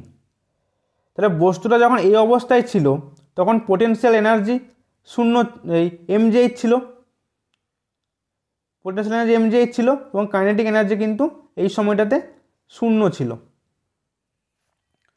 এবার যখন বস্তুটা আস্তে আস্তে পড়ছে নিচের দিকে তখন কী হচ্ছে? যখন কাইনেটিক এনার্জি কিন্তু ধীরে ধীরে কিন্তু বাড়তে থাকছে, এটা কিন্তু ধীরে ধীরে বাড়তে থাকছে এবং পোটেনশিয়াল এনার্জি কিন্তু ধীরে ধীরে কমতে থাকছে। ঠিক আছে, কাইনেটিক এনার্জি বাড়তে থাকছে এবং এই পজিশনে এসে কাইনেটিক এনার্জি হয়ে যাবে কিন্তু হাফ mv², এবং এখানে এসে কিন্তু তোমার পোটেনশিয়াল এনার্জি হয়ে যাবে কিন্তু শূন্য। তাহলে দেখো পোটেনশিয়াল এনার্জি কিন্তু ধীরে ধীরে কমে কমে শূন্য হয়ে গেল আর কাইনেটিক এনার্জি কিন্তু বেড়ে বেড়ে হাফ mv² পৌঁছে গেল। তাহলে কি হবে? যখন এরোপ্লেন থেকে কোনো বস্তু পড়ে যাবে তখন তার ধীরে ধীরে কিন্তু পোটেনশিয়াল এনার্জি কমতে থাকবে এবং গতিশক্তি কিন্তু তার বৃদ্ধি পেতে থাকবে। ঠিক আছে, তাহলে অপশানে হবে কিন্তু এই প্রশ্নের সঠিক উত্তর। বোঝা গেল প্রত্যেকের কি বলতে চাইলাম? যে দেখো ধীরে ধীরে কিন্তু প্রথমে যখন ইনিশিয়াল পজিশানে গতিশক্তি কিন্তু শূন্য ছিল, কিন্তু যখন এই পজিশানে মাটিতে পড়ার আগে কিন্তু তার গতিশক্তি কিন্তু হাফ mv², মানে কি তার গতিশক্তি কিন্তু ধীরে ধীরে বাড়ছে, তাই তো? তার প্রশ্ন ওটাই জানতে চেয়েছে কি বৃদ্ধি পাচ্ছে? গতিশক্তি বৃদ্ধি পাচ্ছে। ঠিক আছে, বোঝা গেছে প্রত্যেকের? চলো নেক্সট প্রশ্নে। বলছে জল তোলার পাম্পে কোন শক্তি কোন শক্তিতে রূপান্তরিত হয়? মানে মোটরে কি বললাম একটু আগে? মোটরে কোন শক্তি কোন শক্তিতে রূপান্তরিত হচ্ছে? মোটরে তড়িৎ শক্তিটা যান্ত্রিক শক্তিতে রূপান্তরিত হচ্ছে, মানে অপশান এ হবে কিন্তু সঠিক উত্তর। বোঝা গেল প্রত্যেকের কি বললাম? চলো নেক্সট প্রশ্ন কি রয়েছে দেখে নিই। প্রশ্ন কি বলছে দেখো, বলছে আলোক তড়িৎ কোষে রূপান্তরিত হয় কোন শক্তি কোন শক্তিতে? মনে রাখবে আলোক তড়িৎ কোষে আলোক শক্তিটা তড়িৎ শক্তিতে রূপান্তরিত হচ্ছে। কি বললাম? আলোক শক্তিটা তড়িৎ শক্তিতে রূপান্তরিত হচ্ছে। ঠিক আছে, মানে অপশান ডি হবে কিন্তু সঠিক উত্তর। ঠিক আছে, চলো নেক্সট প্রশ্নে। বলছে নির্দিষ্ট উচ্চতা থেকে একটি বলকে ছেড়ে দেওয়া হলো, মাটির সঙ্গে তার সংঘর্ষ সম্পূর্ণ স্থিতিস্থাপক হলে বলটি লাফিয়ে পূর্বাপেক্ষা কম উচ্চতায় উঠবে, পূর্বের উচ্চতায় উঠবে, পূর্বের থেকে অধিক উচ্চতায় উঠবে এবং উচ্চতা বস্তুর স্থিতিস্থাপকতার উপর নির্ভর করে না। দেখো ধরো এই একটা নির্দিষ্ট উচ্চতা, ঠিক আছে, আর এখানে হচ্ছে ভূমি, এখানে আমার বলটা পড়লো এবং বলছে কি আমার এখানে স্থিতিস্থাপক সংঘর্ষ হলো, মানে ইলাস্টিক কলিশন হলো। তাহলে এবার যখন বলটা উপরে উঠবে তো বলটা পূর্বের উচ্চতায় উঠবে, মানে এই পজিশানেই যাবে, না এর থেকে কম পজিশানে যাবে, না এর থেকে বেশি পজিশানে যাবে, না এই সংঘর্ষটা স্থিতিস্থাপক হচ্ছে বলে এর কোনো ভ্যালু নেই, মানে স্থিতিস্থাপকতার কোনো ভ্যালু নেই। তো দেখো, যদি আমার সংঘর্ষ সম্পূর্ণ স্থিতিস্থাপক হয় তখন কিন্তু বলটা এখানে পড়ার সাথে সাথে বলটা কিন্তু আবার পূর্বের উচ্চতাতেই পৌঁছাবে। বোঝা গেল? মানে অপশান বি হবে কিন্তু সঠিক উত্তর। যদি সংঘর্ষ স্থিতিস্থাপক হয়, ধরো এখানে একটা ভেজা মাটি, এখানে একটা তুমি রবারের বলকে ফেললে, বলটা এখানে এলো এবং বলটা এই এত দূর অবধি গেল, ঠিক আছে? তো তখন কিন্তু হয়ে যাচ্ছে এটা ইনইলাস্টিক কলিশন বা অস্থিতিস্থাপক সংঘর্ষ, ঠিক আছে? তবে মনে রাখবে প্রতিটা ক্ষেত্রেই কিন্তু ইনিশিয়াল যে ভেলোসিটি সেটা কিন্তু শূন্য, ঠিক আছে? মানে বলটা জাস্ট তুমি উপরে রেখেছো, ছেড়ে দিয়েছো। যদি তুমি বলটাকে মানে এখান থেকে ফোর্স করে ছাড়তে, ধরো একটা রবারের বলকে তুমি একটা সিমেন্টের মেঝেতে খুব জোরে ছুঁড়ে দিলে, তখন কি হয়, তুমি যেই উচ্চতা থেকে ছুঁড়ো তার বেশি উচ্চতায় কিন্তু বলটা উঠে যায়, মানে তখন পরের বারে কিন্তু বলটা আরও উচ্চতায় উঠে যায়, ঠিক আছে? তখন কিন্তু এখানে একটা ইনিশিয়াল তুমি বেগ দিয়েছো, তাই তো? সেই জন্য এটা এরকম হয়েছে। কিন্তু যখন স্থিতিস্থাপক সংঘর্ষ বা অস্থিতিস্থাপক সংঘর্ষ হবে তখন কিন্তু জাস্ট তোমাকে উপর থেকে ছেড়ে দিতে হবে, মানে এখানে ইনিশিয়াল ভেলোসিটি কিন্তু কিচ্ছু হবে না, শূন্য হবে, ঠিক আছে? সেরকম ক্ষেত্রেই কিন্তু স্থিতিস্থাপক সংঘর্ষ এবং অস্থিতিস্থাপক সংঘর্ষ ঘটে, ঠিক আছে? মনে রাখবে, যদি সম্পূর্ণ ইলাস্টিক কলিশন হয় তখন কিন্তু বলটাকে যে উচ্চতা থেকে ছাড়া হবে ঠিক সেই উচ্চতায় উঠবে, ঠিক আছে? আর যদি ইনইলাস্টিক কলিশন হয় তাহলে কিন্তু তার থেকে কম উচ্চতায় উঠবে। বোঝা গেল প্রত্যেকের কি বলতে চাইলাম? চলো নেক্সট প্রশ্নে। বলছে নিচের কোনটি অনবীকরণযোগ্য শক্তি উৎস, ঠিক আছে? তো তার আগে আমি দেখে নিই যে পুনর্নবীকরণযোগ্য শক্তি উৎস কোনগুলো আর অনবীকরণযোগ্য শক্তি উৎস কোনগুলো। দেখো, বলছে যেসব শক্তি উৎসগুলো থেকে বারবার শক্তি উৎপাদন সম্ভব এবং শক্তি উৎসগুলিতে মানে প্রকৃতি অনবরত শক্তির যোগান দেয়, সেগুলোই হচ্ছে পুনর্নবীকরণযোগ্য শক্তির উৎস, ঠিক আছে? এবং মনে রাখবে এই পুনর্নবীকরণযোগ্য শক্তির উৎসটাই হচ্ছে বিশ্বের দ্বিতীয় বৃহত্তম শক্তির উৎস, ঠিক আছে? এক্সাম্পল কী কী? সৌরশক্তি, বায়ুশক্তি, জোয়ার ভাটার শক্তি, বায়োগ্যাস, ভূতাপ শক্তি, এগুলো হচ্ছে পুনর্নবীকরণযোগ্য শক্তির উৎস। আর অনবীকরণযোগ্য শক্তির উৎস কোনগুলি? যে যাদের ভাণ্ডারটা অফুরন্ত নয়, ঠিক আছে, কিন্তু আমাদের বিশ্বের যে প্রয়োজনীয় যে শক্তি তার কিন্তু বেশিরভাগ কিন্তু এই উৎস থেকেই আসে। যেমন দেখো এই যে জীবাশ্ম জ্বালানি, কয়লা, খনিজ তেল, প্রাকৃতিক গ্যাস, ঠিক আছে, এই জিনিসগুলো এগুলো হচ্ছে অনবীকরণযোগ্য শক্তির উৎস। তাহলে আমার এখানে কোনটা হবে সঠিক উত্তর? অপশান ডি, কয়লা, ঠিক আছে? এগুলো হচ্ছে পুনর্নবীকরণযোগ্য শক্তির উৎস। বোঝা গেল প্রত্যেকের? চলো নেক্সট প্রশ্ন কি রয়েছে দেখে নিই। প্রশ্নে বলছে ভর ও শক্তি সম্পর্কিত সূত্রটি হলো ড্যাশের ফলাফল, কোয়ান্টাম তত্ত্ব, সাধারণ আপেক্ষিকতাবাদ, শক্তির ফিল্ড থিওরি এবং অপশান দিতে আছে বিশেষ আপেক্ষিকতাবাদ। দেখো, ভর ও শক্তির সংরক্ষণ সূত্রটা কি না, এই মহাবিশ্বে ভর এবং শক্তির মোট পরিমাণ ধ্রুবক। ভরকে শক্তিতে বা শক্তিকে ভরে রূপান্তর করা কিন্তু সম্ভব, কিন্তু এই ভর ও শক্তির সৃষ্টি বা বিনাশ কোনোটাই কিন্তু করা সম্ভব নয়, ঠিক আছে? তুমি ভরকে শক্তিতে রূপান্তরিত করতে পারো, আবার শক্তিকে ভরে রূপান্তর করতে পারো, এগুলো কিন্তু সম্ভব, কিন্তু তাদের সৃষ্টি বা বিনাশ তোমার পক্ষে সম্ভব নয়, ঠিক আছে? এটাই হচ্ছে ভর শক্তির সংরক্ষণ সূত্র এবং এটাই বিজ্ঞানী আইনস্টাইনের বিশেষ আপেক্ষিকতাবাদ তত্ত্ব থেকে পাওয়া যায়, ঠিক আছে? তো সেখানে কি বলা ছিল, একটা তার বিখ্যাত একটা ইকুয়েশন ছিল E=mc², ঠিক আছে? পরে সেগুলো আলোচনা করব। আপাতত এটুকু জেনে রাখো যে আইনস্টাইনের বিশেষ আপেক্ষিকতাবাদ এই তত্ত্ব থেকে কিন্তু ভর শক্তির সম্পর্কিত যে সূত্রটা সেটা কিন্তু জড়িত। চলো পরের প্রশ্নে। বলছে একটি সরল যন্ত্র কোনো ব্যক্তিকে সহায়তা করে কম কার্য করতে, কম পরিমাণ বলের দ্বারা সমপরিমাণ কার্য করতে, ধীর গতিতে সমপরিমাণ কার্য করতে এবং অপশান দিতে আছে দ্রুত গতিতে সমপরিমাণ কার্য করতে। দেখো, যে যন্ত্রের সাহায্যে কম বল প্রয়োগে বেশি বাধা অতিক্রম করা যায়, ঠিক আছে, সেটাই হচ্ছে সরল যন্ত্র, মানে অপশান বি হবে কিন্তু সঠিক উত্তর, ঠিক আছে? কম পরিমাণ বলের দ্বারা সমপরিমাণ কাজ করা যায়। চলো পরের প্রশ্নে। পরের প্রশ্ন দেখো, যে ক্রিয়াশীল বল ও সরণের মধ্যবর্তী কোণ কত হলে কৃতকার্য শূন্য হবে? তখন আমরা প্রথমে একটা প্রশ্ন পড়েছিলাম যে কৃতকার্য কোন কোন বিষয়ের উপর নির্ভরশীল নয়। তখন কিন্তু আমরা পড়েছিলাম কৃতকার্য বল ও সরণের গুণফলের মানে বল ও সরণের মধ্যবর্তী কোণের উপর কিন্তু নির্ভরশীল, তাই তো। তো দেখো, ধরো এই যে বৃত্তপথে কোনো একটা বস্তু রয়েছে, তাকে তো তার বলটা ক্রিয়া করছে এই দিকে আর সেই দিকে যাচ্ছে স্পর্শক বরাবর। তাহলে এই যে 90 ডিগ্রি, এই যে কোণটা এটা 90 ডিগ্রি, তাহলে যদি 90 ডিগ্রি হয় মানে ডব্লু সমান এফ এস কস থিটা।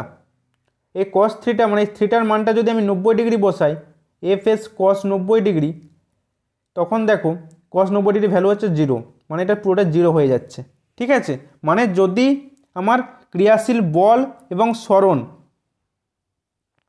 ঠিক আছে, এদের মধ্যেকার কোণটা যদি আমার 90 হয়, তখন কিন্তু আমি বলবো যে আমার কৃতকার্য শূন্য হচ্ছে। ঠিক আছে, বোঝা গেল প্রত্যেকের? কেন আমরা কি জানি ডব্লু সমান এফ এস কস থিটা। এখানে আমি থিটার মানটা বসাবো 90 ডিগ্রি, কস 90 এর মান হচ্ছে 0। ঠিক আছে, তাহলে এফ এস এর সাথে 0 গুণ করলে 0ই পাবো। তো এখানে কি পাচ্ছি, ওয়ার্কটা সমান 0 পাচ্ছি। তাহলে অপশান বি হবে কিন্তু সঠিক উত্তর। ঠিক আছে, মানে ক্রিয়াশীল বল এবং সরণের মধ্যবর্তী কোণ যদি শূন্য হয়, তাহলেই কিন্তু আমি বলতে পারি যে কৃতকার্য আমার শূন্য হয়েছে। ঠিক আছে, চলো পরের প্রশ্নে। বলছে এম ভরের একটি বস্তুকে ভূপৃষ্ঠ থেকে এইচ উচ্চতায় রাখা হলো, ভূপৃষ্ঠের সাপেক্ষে বস্তুটির স্থিতিশক্তি কত হবে? ধরো এটা ভূপৃষ্ঠ, ঠিক আছে, এখানে একটা বস্তু রয়েছে যার ভর হচ্ছে এম, এবং বলছে ভূপৃষ্ঠ থেকে এটা এইচ উচ্চতায় রাখা আছে, মানে এই ডিস্টেন্সটা হচ্ছে এইচ। তাহলে এখন বলছে এই ভূপৃষ্ঠের সাপেক্ষে এই বস্তুটার স্থিতিশক্তি কত হবে? তো কী হয় স্থিতিশক্তি? mgh। ঠিক আছে, একটা অভিকর্ষ ত্বরণ কাজ করে এবং তার সাথে উচ্চতাটা, তাহলে mgh এটাই হচ্ছে বস্তুটির স্থিতিশক্তি, মানে অপশান বি হবে কিন্তু সঠিক উত্তর। বোঝা গেল প্রত্যেকের? চলো নেক্সট প্রশ্ন কি রয়েছে দেখে নিই। প্রশ্ন কি বলছে দেখো, নিম্নলিখিত কোন বলটি সংরক্ষী বল নয়? মাধ্যাকর্ষণ বল, ঘর্ষণজনিত বল, স্থির তড়িৎ বল এবং অপশান দিতে রয়েছে স্থির চুম্বকীয় বল। মনে রাখবে ঘর্ষণজনিত বলটা কিন্তু সংরক্ষী বল নয়, এটা হচ্ছে অসংরক্ষী বল। ঠিক আছে, এরপরে যে ঘর্ষণজনিত বলের ফলে যে হিট এনার্জিটা উৎপন্ন হয়, সেই হিট এনার্জিটা কিন্তু লস হয়ে যায়। ঠিক আছে, ওটা ফিরে পাওয়া যায় না। তো কী বলছে, এই বলের বিরুদ্ধে করা কার্যকে পুনরুদ্ধার করা যায় না, এটা হচ্ছে অসংরক্ষী বল। ঠিক আছে, আর সংরক্ষী বল কী কী পেলাম? অভিকর্ষ বল, ঠিক আছে, স্থির চুম্বকীয় বল, স্থির তড়িৎ বল, এগুলো হচ্ছে সংরক্ষী বল। মানে এই বলের বিরুদ্ধে করা কার্যকে পুনরুদ্ধার করা সম্ভব, সেগুলোকে বলা হচ্ছে সংরক্ষী বল। ঠিক আছে, চলো নেক্সট প্রশ্নে।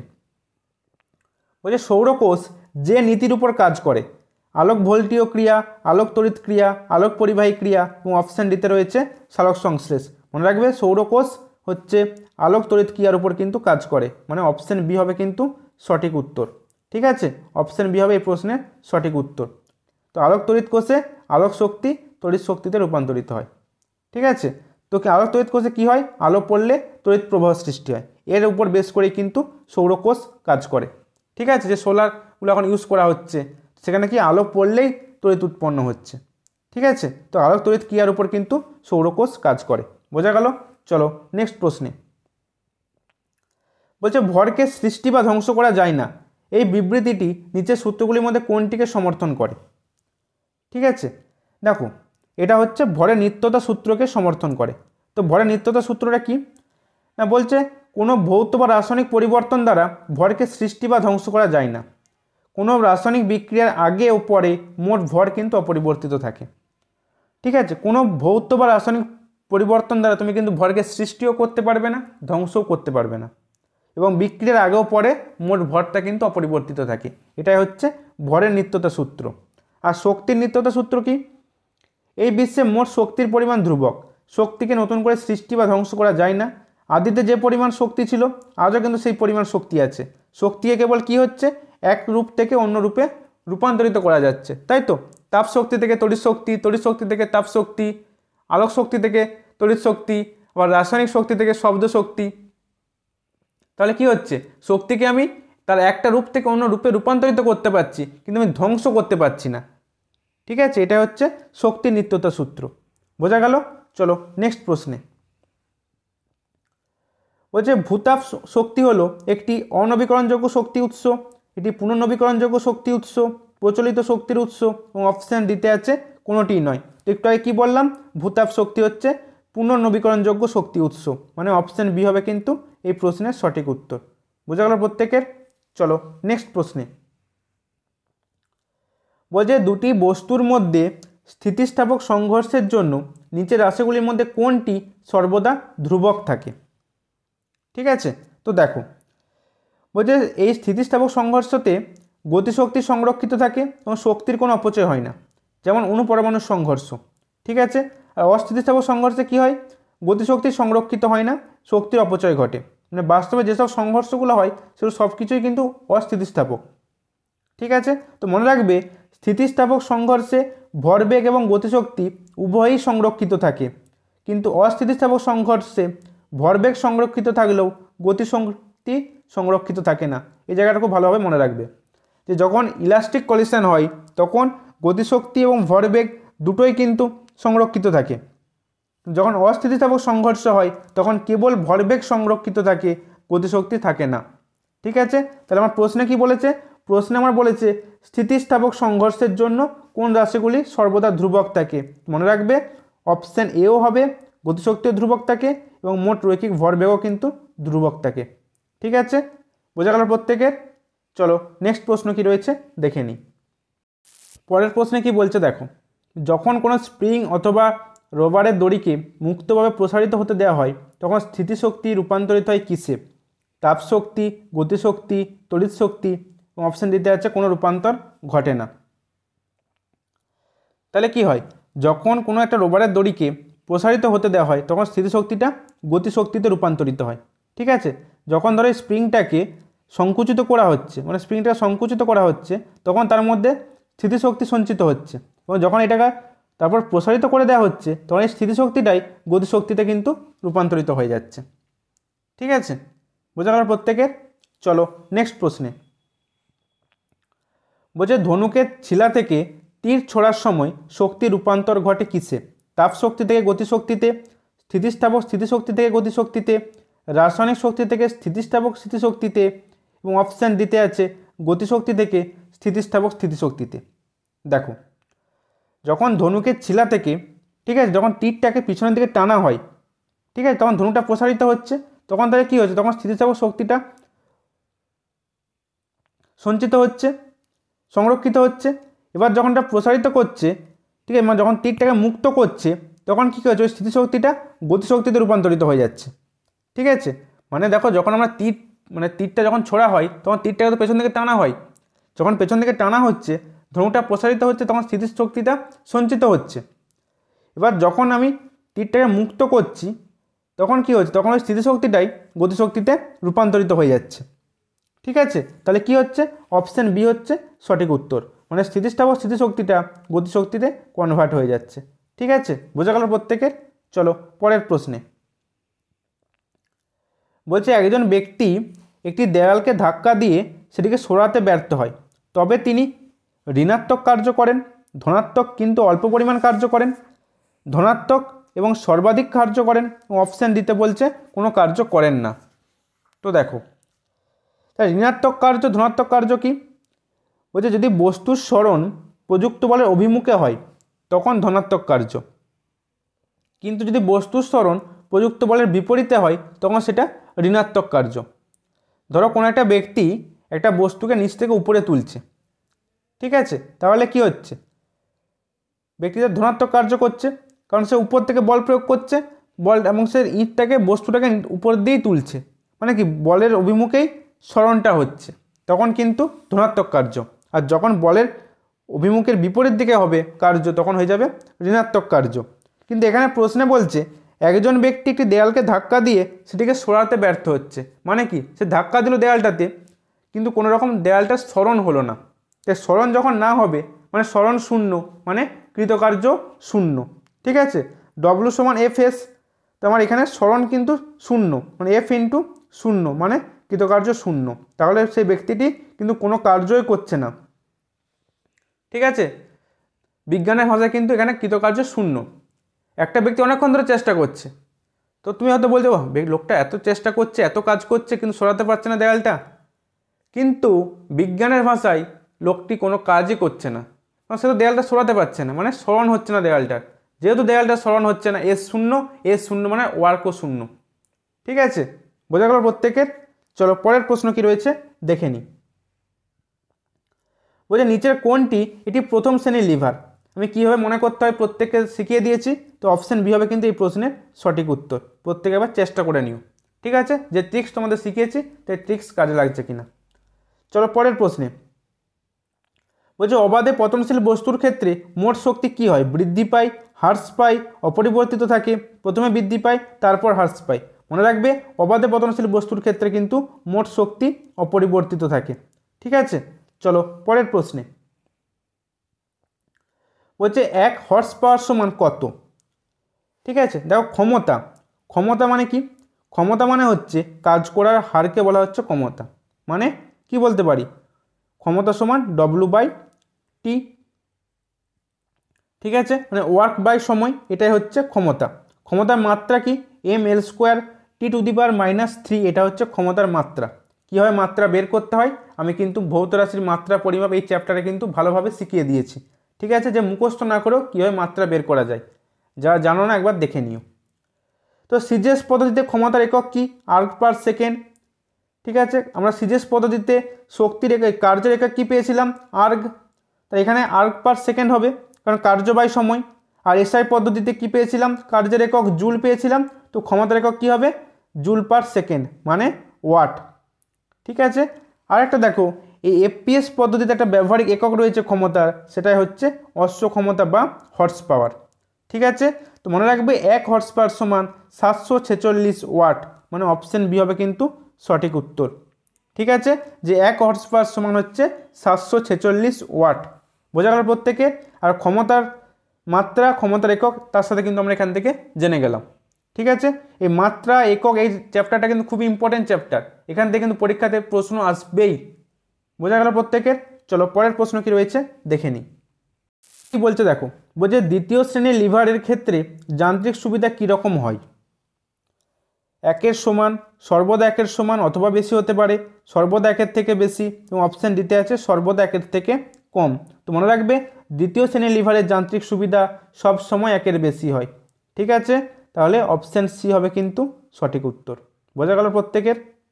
এরকম ধরনের প্রশ্ন কিন্তু পরীক্ষাতে আসে, বা কখনো কিন্তু বলে দিতে পারে এক্সাম্পলগুলো দিয়ে। ঠিক আছে, যে নৌকার দাঁড় বা জাঁতি এর যান্ত্রিক সুবিধা কত, বা কাঁচির যান্ত্রিক সুবিধা কত, এরকমভাবে কিন্তু পরীক্ষায় প্রশ্ন চলে আসতে পারে। ঠিক আছে, চলো পরের প্রশ্নে। কি বলছে দেখো, বলছে একটি বস্তু ভূমি থেকে প্রথমে 5 মিটার, 1 সেকেন্ড কালারটা চেঞ্জ করে নিই, প্রথমে 5 মিটার, তারপর 10 মিটার এবং তারপর 15 মিটার উচ্চতায় রাখা হয়। কোন উচ্চতায় বস্তুর সর্বোচ্চ স্থিতিশক্তি থাকবে? ঠিক আছে, মানে একটা বস্তুকে এই যে ভূমি ধরো, এই ভূমি থেকে একবার 5 মিটার উচ্চতায় রাখা আছে, একবার 10 মিটার উচ্চতায় রাখা আছে এবং একবার 15 মিটার উচ্চতায় রাখা আছে। ঠিক আছে, তো বলছে কোন উচ্চতাতে এই বস্তুটার সর্বোচ্চ স্থিতিশক্তি থাকবে? ঠিক আছে, তো আমরা কি জানি পোটেনশিয়াল এনার্জি বা স্থিতিশক্তির সূত্রটা কি? mgh। এম মানে ভর, জি মানে অভিকর্ষ ত্বরণ এবং এইচ মানে হচ্ছে উচ্চতা। তাহলে প্রথম বস্তুটার ক্ষেত্রে দেখো উচ্চতা হচ্ছে 5 মিটার, ভর হচ্ছে এম, ঠিক আছে, এবং অভিকর্ষ ত্বরণ হচ্ছে জি। তাহলে প্রথম বস্তুটার ক্ষেত্রে পোটেনশিয়াল এনার্জি কত হবে? mg × 5 মানে 5 mg। প্রথম বস্তুর পোটেনশিয়াল এনার্জি পেলাম 5 mg। ঠিক আছে, দ্বিতীয় বস্তুটা যদি আমি সেম প্রসেসে করি, তারপর দ্বিতীয় বস্তুর উচ্চতা হচ্ছে 10, তাহলে কী হবে? mg × 10 মানে 10 mg। ঠিক আছে, তাহলে দ্বিতীয় বস্তুর পোটেনশিয়াল এনার্জি পেয়ে গেলাম 10 mg। ঠিক আছে, আর তৃতীয় বস্তুটা দেখো উচ্চতা 15 মিটার, তাহলে কি পাচ্ছি? Potential energy 15 mg। তাহলে আমাকে প্রশ্নে বলেছে কোন উচ্চতায় থাকা বস্তুর সর্বোচ্চ স্থিতিশক্তি হবে। এখানে দেখো 5 mg পাচ্ছি প্রথম বস্তুর, যখন 5 মিটার উচ্চতায় বস্তুটা থাকছে, যখন 10 মিটার উচ্চতায় বস্তুটা থাকছে তখন স্থিতিশক্তি পাচ্ছি 10 mg, এবং যখন 15 মিটার উচ্চতায় থাকছে তখন পাচ্ছি 15 mg। তা কোনটা বেশি হচ্ছে? দেখো এটা হচ্ছে বেশি হচ্ছে, মানে যখন 15 মিটার উচ্চতায় থাকবে তখন বস্তুর স্থিতিশক্তি সর্বোচ্চ হবে। ঠিক আছে, বোঝা গেল প্রত্যেকের? তাহলে অপশান সি হবে কিন্তু এই প্রশ্নের সঠিক উত্তর। ঠিক আছে, বোঝা গেল প্রত্যেকের? কি বলতে চেয়েছে যে 3টে উচ্চতায় বস্তুটা রাখা হয়েছে, তাই কোন উচ্চতায় এই বস্তুটার স্থিতিশক্তি সর্বোচ্চ হবে, যখন উচ্চতা বেশি হবে ভূমি থেকে সেই উচ্চতাতে স্থিতিশক্তি বেশি হবে।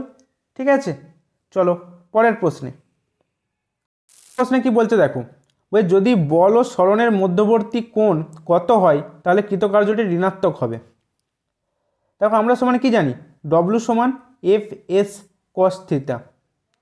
ঠিক আছে, তো এই থিটার মান যদি 180 ডিগ্রি হয় তাহলে দেখো এফ এস কস 180 ডিগ্রি যদি হয় তাহলে কিন্তু কস 100 মান কত, -1, তাহলে দেখো মাইনাস এফ এস পাচ্ছি।